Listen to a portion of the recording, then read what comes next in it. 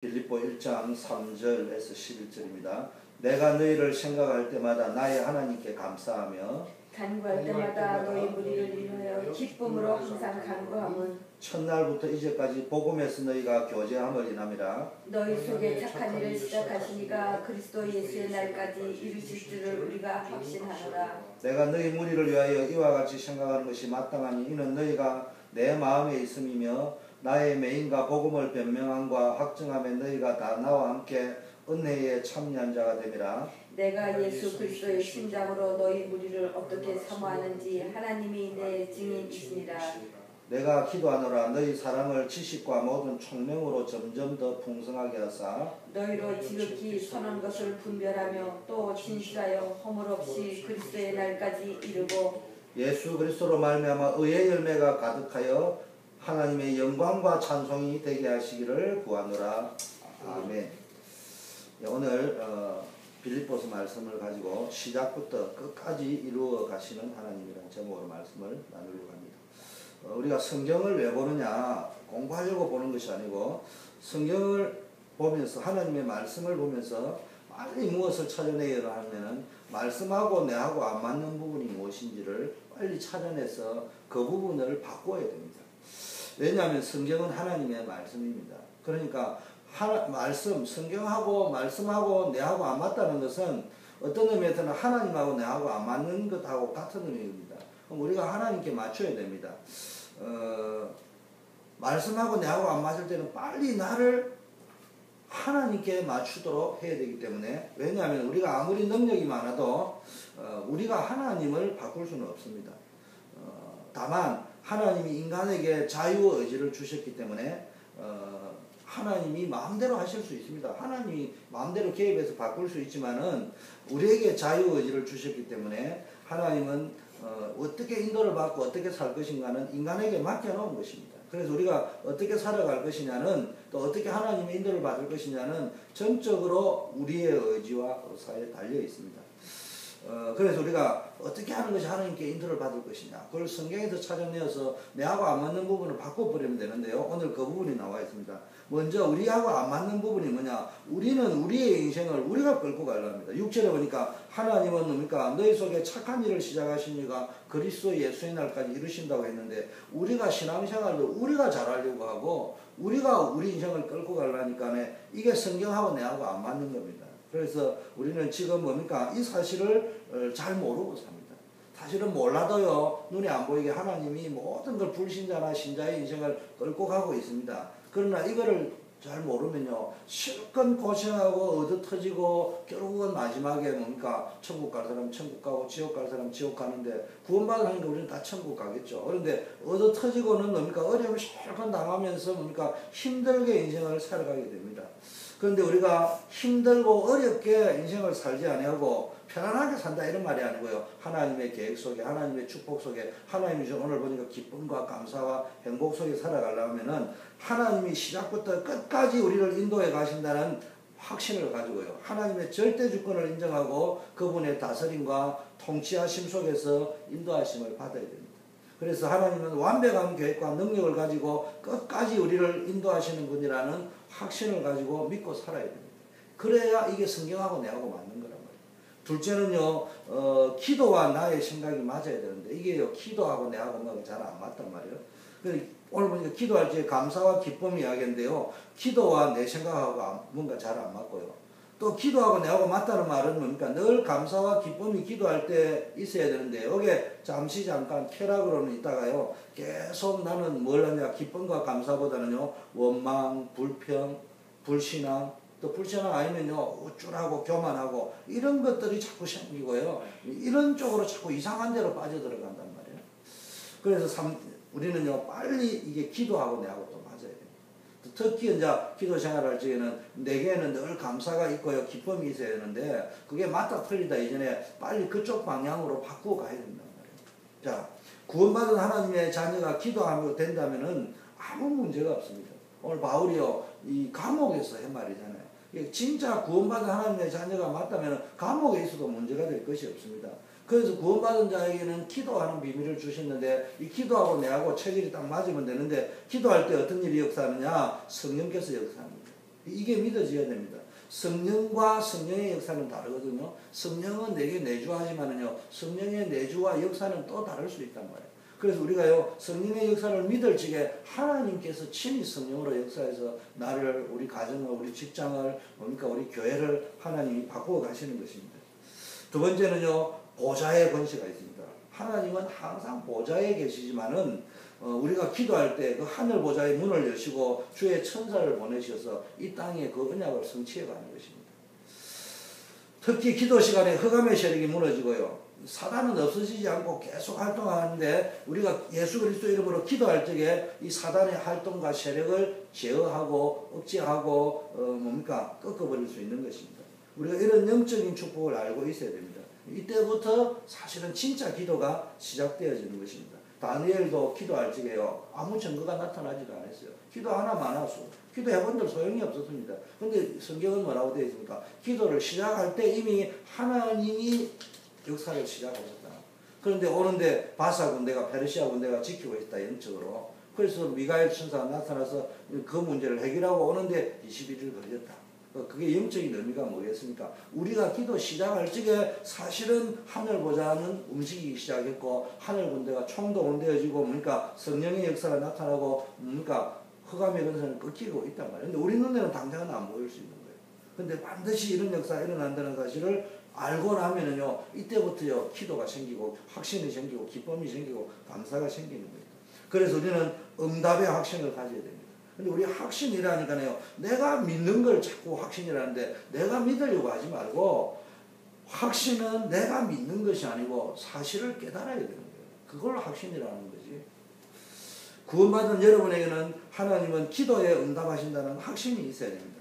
그래서 우리가 아무리 못나도요, 우리는 예수 그리스도로 말미암아 구원받은 하나님의 자녀입니다. 그래서 하나님의 아들이 있는 자에게는 생명이 있고 아들이 없는 자에게는 생명이 없다.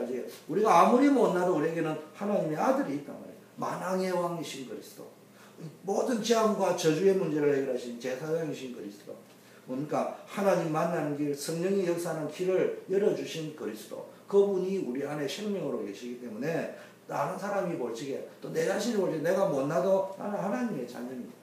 그래서 우리는 무엇이든지 그리스도 이름으로 기도하면은 응답받는다는 것이 믿어져야 된다. 그래서 고린도전서 10장 13절은 어떤 문제가 와도 승리할 수 있습니다. 왜냐? 기도할 수 있는 힘이 있다면.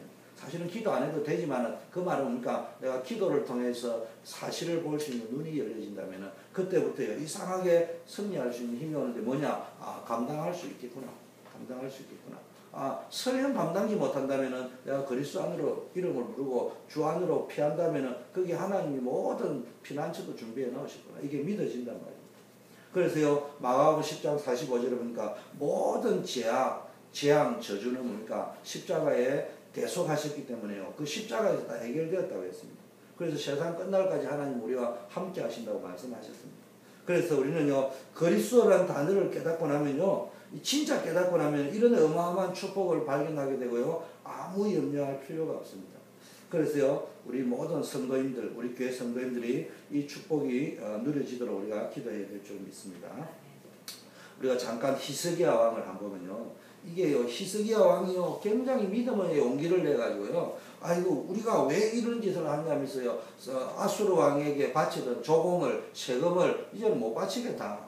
이렇게 이야기했습니다. 그때 굉장한 용기를 낸 겁니다. 우리도 그럴 때가 있잖아요. 믿음의 용기를 내가, 나 이제 믿음으로 한번 살아보자. 이래가고, 안 하겠다고 딱 작정을 하고, 결단을 하고, 통보를 했는데요, 아수르 왕이 18만 5천 명 군대를 그리고요, 나라를 쳐들어왔습니다. 이때 히스기야 왕의 마음이 흔들리기 시작했습니다. 우리도요, 이때 흔들립니다. 그래서 자꾸 응답을 못 받는 거예요. 왜냐하면은 내가 믿음으로 좀 살려고 했는데, 하나님을 믿고 헌신을 했는데 이게 뭐냐니까. 그러니까 응답을 못 받, 이런 상황이 오니까 이때 흔들려버린 거예요. 이렇게 되니까요, 응답을 못 받는 것이 아니고요, 응답이 지금 이루어지고 있는데 내가 흔들려 버리니까 그 응답을 못 누리는 것입니다. 이때 언약을 분명하게 확실하게 붙잡아야 됩니다. 그런데 히스기야 왕이요, 한 번 흔들리기 시작하니까 이제는요, 자기가 가지고요, 화친을 요청합니다. 하해를 요청하고, 그래가지고 우리 다시 내가 조공도 바치고 이래 할 테니까 하친을 했는데요, 아, 이제는 거절을 하니까네, 이때 더 흔들립니다. 그러니까 이제는 막 검은 이런 거 다 바치면서요. 다시 한번 하청을 요청하니까요. 이제 그래도 안 된다고. 약점을 다 봐버렸거든요. 그러니까 마음이 흔들려 어디 애굽에다 또 요청합니다. 이런 일이 벌어집니다. 한번 불신앙으로요. 중심이 흔들리기 시작하니까 자꾸 무너지고요. 이러다 보니까 응답이 없는 것이 아니라 응답이 진행되고 있는데 본인이 응답이 없는 속으로 들어가 버립니다. 이러니까 자꾸 속는단 말이에요. 그래서 히스기야 왕이요. 이래서 자꾸 응답이 오는데 응답이 안 오는 쪽으로 스스로 가고 있는 데는 이게 안 맞는 거예요. 그래서 히스기야 왕이요. 언제 그러면 그게 축복이 회복됐냐? 결단을 합니다. 히스기야 왕이 이제 작정을 하고 이제 기도하면서 영적 사실을 체험하게 되는데 이제는 해도 안 되니까요. 하나님의 교회에 가서요. 아수르 왕이 보내 선전 포문을 내놓고요. 하나님 앞에 엎드려 생명 걸고 기도합니다. 이때 하나님이 주의 천사를 보내서 18만 5천 명이요. 히스기야 왕이 기도할 그 시간에요. 다 끝내버렸습니다. 역사 자료를 보니까요. 성경에는 그렇게 기록되어 있는데요. 어떤 역사 자료에는 이렇게 되어 있다고 합니다. 전염병이 돌아가지고 다 죽었다고. 그런데 이제 우리가 전염병이 돌아서 죽었느냐, 막 어떻게 죽었냐, 이것도 중요하지만 가장 중요한 것은 어떤 방법으로 하나님이 역사하셨던 간에 히스기야 왕이 기도할 적에요. 이런 일들이 일어났다는 것입니다. 그래서요. 우리는 뭡니까? 진짜 기도의 비밀을 회복하면요. 하늘 군대를 총동원해서 우리를 지키고 보호하시고요. 죽을 때도 사실은요. 우리가 살아있을 때도 이런 역사를 체험하고 이게 사실일 뿐만 아니라 우리가 죽을 때도 사실은요. 천국으로 인도할 적에요. 사실 천사가 와서 우리를 데리고 갑니다. 이런 영적 사실을 우리가 누릴 수 있어야 됩니다. 신앙생활이 뭐냐? 이런 사실을 체험하고 누리는 것을 신앙생활이랍니다. 구원받은 하나님의 자녀들이 맞다면은 이런 사실을 어떻게 누리냐? 기도만 회복하면 됩니다.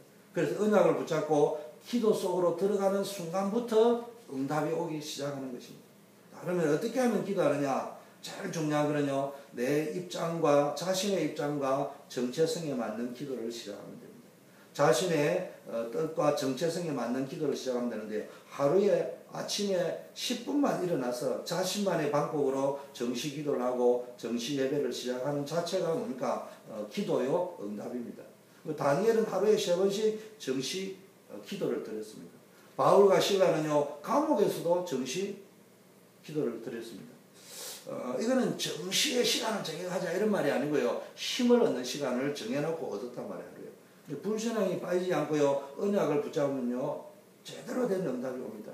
이때부터 무시기도의 축복을 누리게 되어지고요. 현장에 말씀의 역사가 일어납니다. 마가다락방 아무 백도 없고 힘도 없고 무능한 사람들이었지만요. 모든 중직자들이요. 마가다락방에 모여 전혀 기도에 힘썼습니다.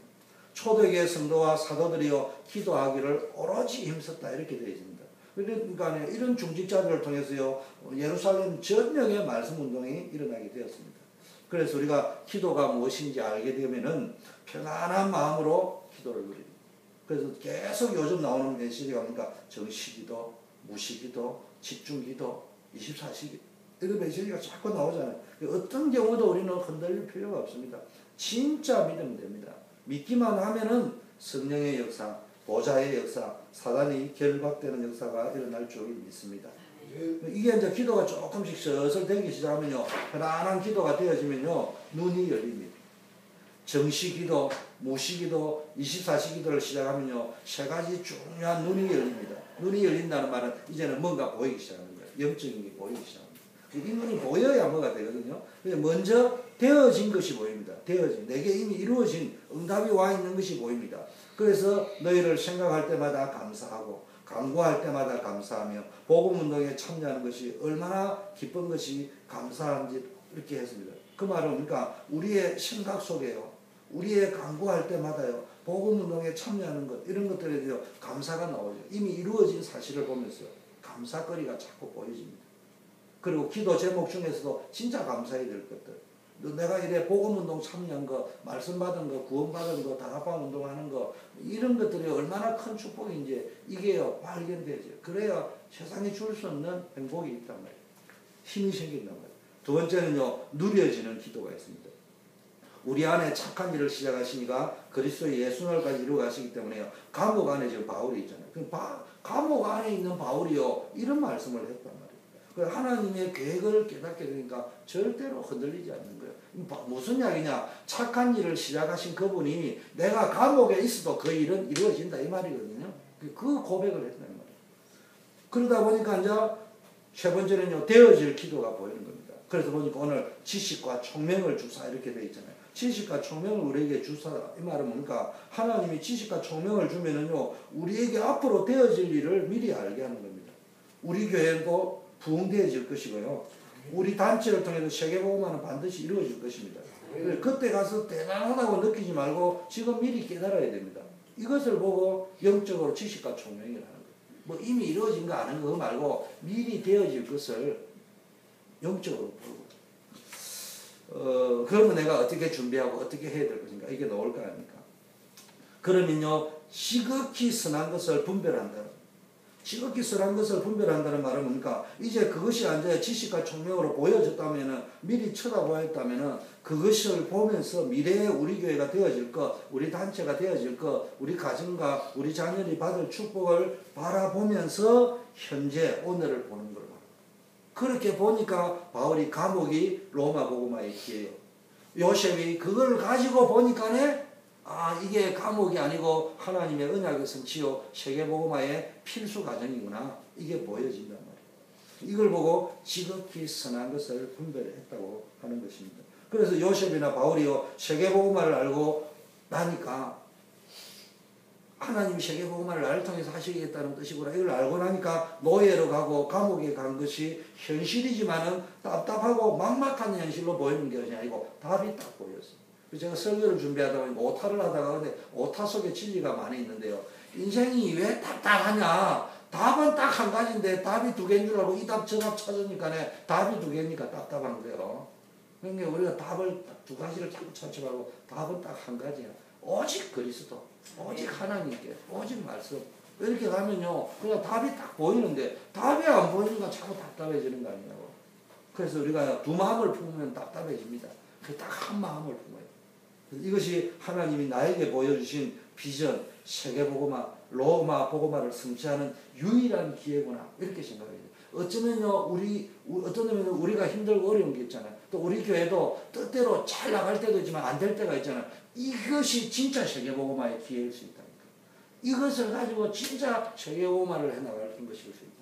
근데 우리가 이걸 놓쳐버리고 자꾸 이 과정에서 우리가 해야 될 건 안 하고요. 아이고 뭐 크니 작니 많니 틀리니 이런 소리 하면 다 속는 겁니다. 자, 세 번째 이러다 보면요. 이제 이 눈이 열려지면요. 삶이 달라져요. 기도가요. 성경에는 기도하고 내하고 편안해요. 내게 맞는 기도, 내 정체성이 맞는 기도가 되기 시작하면요. 서서히 안 보이던 게 보이기 시작하고요. 영적인 눈이 열리면서 내 삶이 달라지는데 어떻게 달라지느냐. 감사가 나올 수밖에 없어요. 간구할 때마다 기쁨이 나온다 그랬죠. 두 번째는 오늘 보니까요. 감사가 나오고요. 기쁨이 나오고요. 그 다음에 뭐가 나온다 그랬습니까? 내가 너희 예수 그리스도의 심장으로 너희 무리를 얼마나 사모하는지 하나님이 나의 정인이라 고백할 정도로 사람들이 존귀하게 보이고 성도가 보배롭게 보이고 이런 것들이 보인단 말이에요. 그래서 사람을 통해서 축복이 누려지는 것입니다. 그래서 우리의 삶 속에는 감사가 넘치고 기쁨이 넘치고 이게 힘이 넘친다는 말이거든요. 그러다 보니까 뭐가 있습니까? 신앙생활 하면서요. 교회 생활하고 신앙생활을 해나가면서 우리가 뭐가 안 되느냐. 구원받은 게 얼마나 감사한지.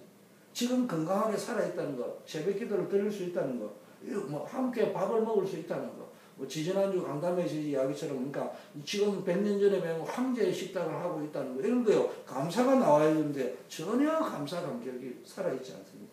또 성도들과 함께 하면서요 기쁨이 넘치고 성도들이 존귀하게 보이고 사랑스럽게 보여야 되는데 저 모든 교인들이 보면 교회 와가지고 울상이 되어간다. 그냥 예배하면 딸랑 드리고 늘 이야기하는 거 보면 아무개 집사, 아무개 건사, 그 인간의 문제 이런 소리 입에 달고 다니니까 사실은 교회 와가지고 전혀 우리한테 할 말하고 다르거든요. 또 다른 사람한테 만나고 아이고 이런 소리만 자꾸 한단 말이에요.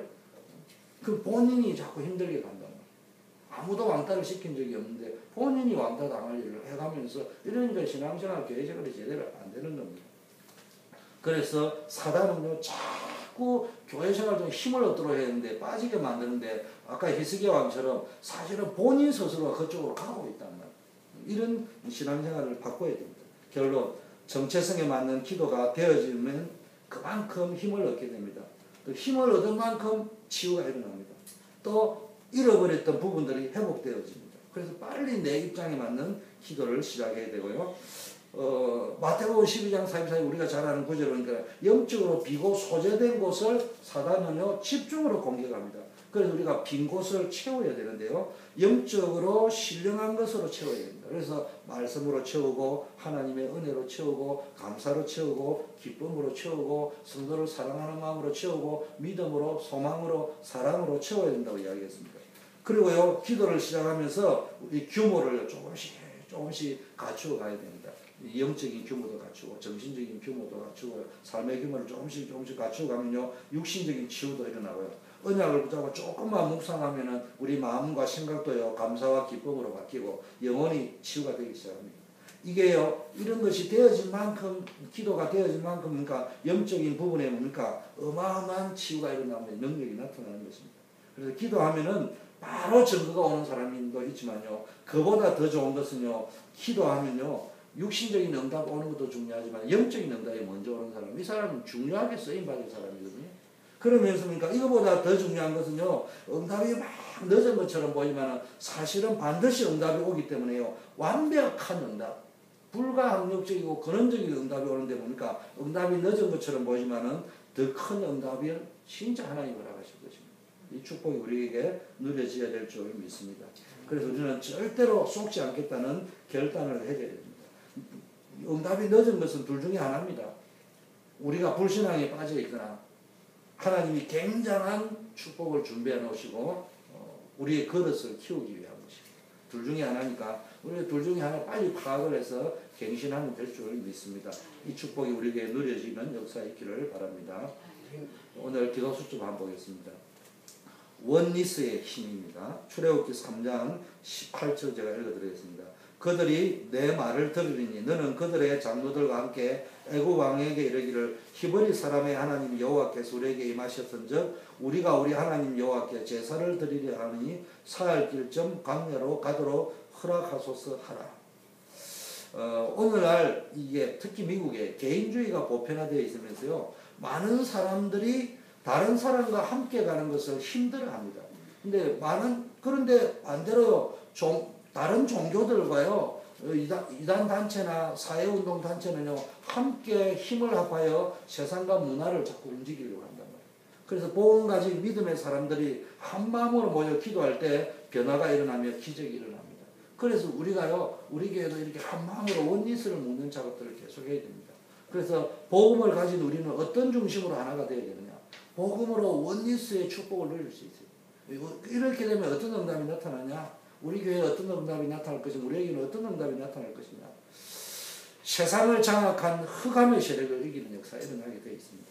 세상은 흑암 문화로 원리스를 이루고 있어요. 그래서 사단의 원리스를 예수 그리스도의 비밀을 가진 자들이 원리스를 이루어가지고 깨뜨리는 것을 보고 뭡니까 우리는 뭡니까 전도라고 하고 복음하고 사단은 문화와 경제 여러 단체와 운동을 통해서 복음을 알지 못하는 사람을 공격합니다. 그래서 세상의 눈으로 보면 유익한 것 같아도요 영적인 눈으로 보면요 전도를 방해하고 많은 사람을 황폐하게 합니다. 그래서 세상 문화와 사상이 자꾸 속으면 안 됩니다. 이 사실을 알고요 흑암의 세력을 끊고 복음을 전달하는 원리스의 응답을 공산주의 보세요. 80년간 지배할 때는요 공산주의가 세계를 살릴 거예요. 우리 그 노동자 농민을 막 구원할 구세주와 같은 거였습니다. 그런데 지금 80년 만에요 완전히 쫄딱 굶어 죽고 있단 말이에요. 이런 역사를 우리가 경험해 놓고도요 사람들이요 또 역사의 교훈을 얻지 못하고요 하나님 없다 하고 엉뚱한 세상 사조 이데올로기를 쫓아가고 있단 말이에요. 정치를 가지고는요 참 행복을 구현 못합니다. 참 아름다운 나라 구현 못합니다. 우리는 기도해야 됩니다. 정말로 복음의 원리스. 복음 아는 자들이 정치 경제 속에 들어가야 됩니다. 자, 복음의 원리스를 누려야 합니다. 복음이 아닌 다른 중심을 가지고 모이면요 세상 살릴 수 없습니다. 교회는 친교가 중요하지만 친교 중심으로 가면 안 돼요. 복음 중심으로 가야 세상 살리고 결국은 내 자식 살리는 겁니다. 복음과 하나님의 말씀을 중심으로 원리스를 누릴 때 하나님의 계획을 따라 인도받게 되어지는 것이고 주위에 복음 가진 사람들과 함께 짧은 시간이라도 말씀을 나누고 기도할 때 하나님께서 현장의 흑암 세력을 꺾고 생명 살리는 영적인 힘을 주시는 겁니다. 환난과 어려움은 흩어진 자들이 모이는 기회라고 했고, 그 어려울수록 잘 모여야 됩니다. 이게 말세가 되면요, 어렵다는 핑계 대고는요, 자꾸 모이기를 피하는 자의 어떤 자의 습관처럼 한다고 해요. 그게 지금 습관이 되어버려 있어요, 미국이. 이거 빨리 바꿔야 됩니다. 이때 시대와 역사를 바꾸는 참된 응답을 받게 될 줄 믿습니다. 그래서 교회는 하나 되어야 됩니다. 오늘날 세상 사람들이 교회를 비난하는 소리가 끊이지 않는데요. 복음과 전도가 아닌 돈과 권력 등 눈에 보이는 것에 중심을 두는 교회는 세상에 영향을 주지 못해 흔들리게 됩니다. 이상한 것은요, 이상한 짓 하는 사람일수록요, 우리 단체에서는 당연히 복음을 더 강조할 거고요. 기독교에서는요, 하나님을 더 강조합니다. 너무 강조하는 것도 보면요, 가만히 이 단어에 쏘으면 안 돼요. 복음이라는 단어, 설명하는 단어, 설교를 얼마나 잘하느냐, 그게 중요한 게요. 이게 가만히 보면 이게 하는 짓거리를 가만히 보니까 자기 이익, 자기가 뭔가 노리고 있는 거, 그게 더 붙잡고 있는. 그럼 그게 뭐냐? 그게 그 사람이 붙잡고 있는 복음입니다. 이러니까 이제 교회가 보니까 자꾸 영향을 주지 못하는 거란 말이에요. 그래서 교회는 오로지 복음으로 하나가 돼요. 성도가 언약으로 하나 되고 목회자와 성도가 말씀으로 연결될 때 하나님께서 초대교회와 안식교회에 주시던 축복을 주십니다. 복음으로 하나 된 교회는 어려움과 핍박도 응답이며 축복의 통로가 되었습니다.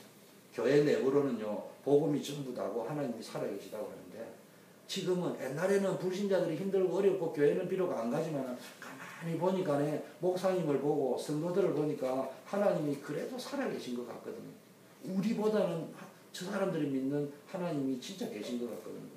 근데 요즘 보니까 이게 목사님을 보나 성도를 보니까요, 하나님이 없어요. 역시 예수쟁이도 돈이 더 중요하구나. 역시 목사님도 권세가 더 중요하구나. 그게 눈에 안 보여서 자꾸 읽혀지다 보니까 이제는 모든 사람을 그런 시간경이고 딱 보게 돼 있는 겁니다. 그래서 빨리 교회가 뭘 보여주냐, 힘들고 어려울 때 뭘 보여주냐. 당신도 힘들고 어렵지만 우리는 믿음으로 살아갈 때 하나님이 이렇게 역사하십니다. 이게요, 보여져야 됩니다. 그래서 우리는 어떤 어려움에도 이게 축복의 통로가 될 것이냐. 그래서 우리는요, 점검해야 될 게 원리스의 축복을 어떻게 누리고 있느냐. 오늘부터 세상을 장악하는 흑암 세력과 영적 싸움에 승리하는 복음의 원리스의 축복을 우리 모든 성도들이 누릴 수 있도록 어떻게 해나갈 것인가 우리가 기도하면서 인도받아야 될 줄 믿습니다. 그래서 복음의 내용을 안다면은 하나님이 주신 응답도 우리가 기다릴 수 있게 될 줄 믿습니다. 우리 합심해서 한번 기도하겠습니다. 두 가지로 기도하겠습니다. 하나님, 어떤